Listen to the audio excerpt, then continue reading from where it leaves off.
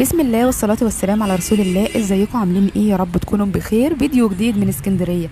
احنا فين النهاردة؟ احنا قدام شاطئ السرايا في منطقة السرايا في اسكندرية.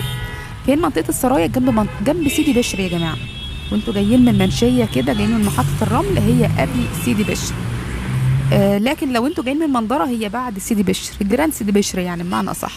احنا واقفين قدام بوابة السرايا او شاطئ السرايا. شاطئ رخيص جدا، يعتبر مجاني. هتقضي يوم لطيف جميل انت واسرتك ب5 جنيه بس في اليوم. 5 جنيه بس في اليوم هتقضوا يوم جميل على شاطئ مساحة رملية كبيرة قوي. شاطئ مش ناقصه اي حاجة، مش ناقصه اي حاجة، زي ابو 15، زي ابو 25. احنا كده قدام بوابة الشاطئ. السلم الازرق اللي الكاميرا هتجيب عليه دلوقتي، السلم ده سلم للناس اللي بيبقوا قاعدين على كرسي متحرك، علشان خاطر يعني ايه ينزلوا منه كده. يعني حتى يعني هم ما شاء الله مش ناسيين برضو اهالينا برضو الكبار في السن اللي قاعدين على الكراسي متحركه، مش ناسينهم، عاملين لهم مكان برضو علشان خاطر ينزلوا بكل سهوله ويطلعوا منه يعني. وعاملين طبعا انترلوك طبعا في الارض لغايه البحر بقى، عشان خاطر برضو الرمله ما تتعبش الكبار ولا تتعب الصغيرين. او مش انترلوك، عاملين ممشى كده بحيث برضو الناس تمشي عليه، لان المشي في الرمل متعب جدا. يبقى الشاطئ ده التذكره بتاعته بكام؟ ب5 جنيه بس للفرد، شامله كرسي وشمسيه. شاطئ السرايا رحب بكم، يا اهلا وسهلا. اهلا وسهلا، ده من عندي يا جماعه. المهم التصوير ده يا جماعه كان في وقت الغروب، علشان كده تحسوا بقى الجو مغيم بقى. الجو مغيم، كل ما هنلف الكاميرا ناحيه الشمال هنلاقوها مغيمه، ناحيه اليمين بتنور شويه. احنا هنا بقى سيبنا البوابه ديت بتاعت السرايا وطلعنا، وهنروحوا برضو من البوابه التانية علشان خاطر نشوفهم الاجواء ايه برضو من البوابه التانية. هو شاطئ السرايا ليه بوابتين.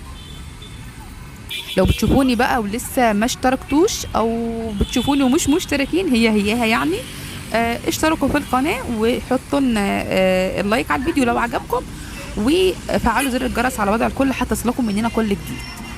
الغروب اهو، شايفين السماء عامله ازاي؟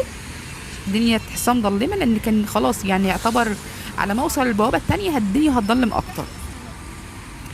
التنويع برضو والتغيير في الفيديوهات كويس، يعني فيديو العصر في فيديو في الغروب، بحيث برضو تعرفوا اجواء اسكندريه ايه في كل الاوقات.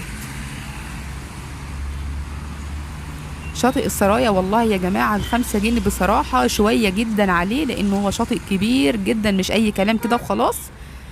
شايفين المساحه الرمليه قد ايه؟ احنا دلوقتي نازلين من البوابه التانية بتاع شاطئ السرايا. اللي على ايدينا الشمال ده مكان بيصلوا فيه. الشاطئ طبعا فيه حمامات وفيه غرف تغيير ملابس. معلش بقى انا ما قدرتش ان انا اصور الحمامات المره دي.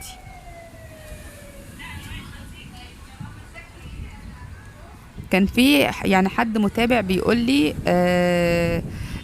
طولي مدة الفيديو شوية، فانتوا ايه رأيكم؟ الفيديو يطول عن كده ولا كده المدة مناسبة؟ هو بص، هو من ناحية الفيديو طويل ولا الفيديو قصير، هي بتبقى ايه يا جماعة؟ يعني هو الفيديو لو زاد عن 10 دقايق بصراحة مش هيبقى يعني حاجة لطيفة، هيبقى ممل شوية. لكن مثلا لما يكون 5 دقايق 4 دقايق فبيبقى الفيديو يعني ايه، هو المفروض يكون كده يعني، لان بيبقى مثلا المحتوى بتاع الفيديو هو كشاطئ مثلا. خلاص احنا وريناكم البوابه، وريناكم الاجواء ايه، فالموضوع خلص في 5 دقايق، خلص في 8 دقايق، فاهميني؟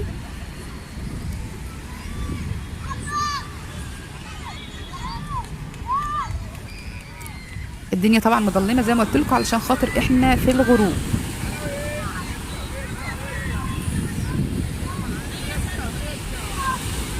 الجو برضو بيعاكس الكاميرا قدامنا، فبتخلي الدنيا تضلم شويه، تفتح شويه، بس طبيعي لما بنوجهه الكاميرا ناحيه اليمين الدنيا بتنور، نوجهوها ناحيه الشمال عشان خاطر الشمس يعني وكده، الدنيا بقى بتضلم شويه او بتغيم يعني. احلى حاجه في الغروب يا جماعه ان الكاميرا ما بتبينش ملامح اي حد خالص، فده بيسهل عليا الدنيا في المونتاج. كده يا جماعه خلاص الجوله بتاعتنا قربت تخلص. يا رب تكون جولتنا عجبتكم وشاطئ السرايا عجبكم. الشاطئ السرايا ب5 جنيه للفرد، شامل كرسي وشمسيه وحمام مجاني. انتظروني بكره بقى فيديو جديد، والسلام عليكم ورحمه الله وبركاته. لايك اشتراك.